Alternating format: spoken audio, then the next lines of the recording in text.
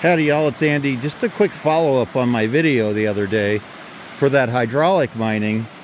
I wanted you to see, here's what the bedrock looks like. So as you can see, this is a slate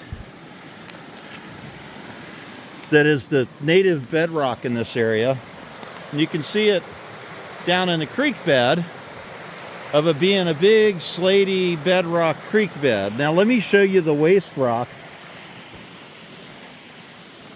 from that hydraulic mine. So look at this big granitic rock with this big chunk of what looks like it actually has some mineralization in that quartz.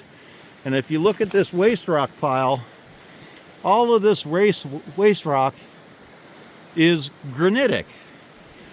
So all of that came from these tertiary deposits. Like you can see on the side of the hill there, that's not overburden that we're looking at this point. That is the tertiary deposit of the gravels from the ancient channel that came through here. So that just gives you an idea why they were hydraulic mining this area so hard. Because along with all this granitic rock, which also had all these big tasty quartz veins through them where the granitic stuff had faulted and been hydrothermally altered, brought the gold here. And you can see across the way, the entire face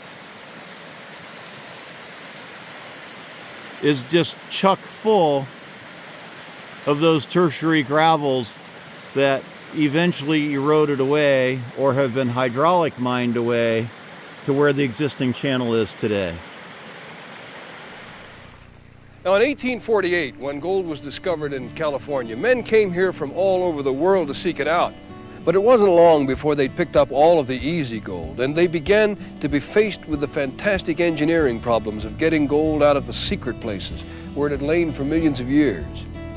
These men were among the most resourceful in the world. And right here on the spot, they solved problems that seemed unsolvable. Take this problem right here, for example.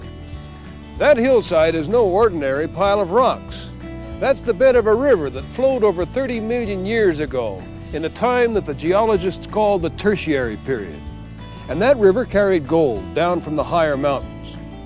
But later, a giant upheaval of earth came along and buried many of these rivers.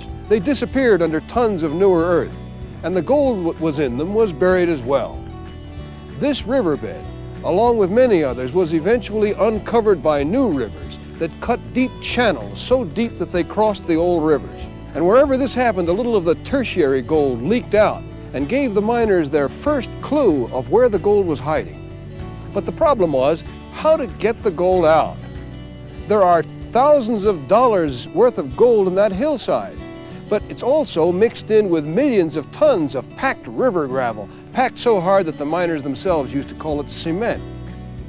The miners knew that if they could just get the gold loose from the hillsides, they could easily separate the gold from the gravel by running the aggregate through long sluices, pushed along by stream water.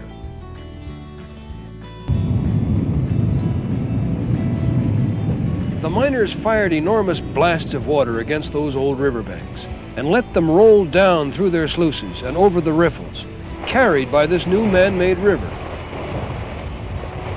All this was made possible by the invention of a single piece of equipment. And here it is, the key to the whole solution, a water cannon, fashioned after a Civil War artillery piece. These cannons were called monitors, and this particular type was affectionately called the Little Giant.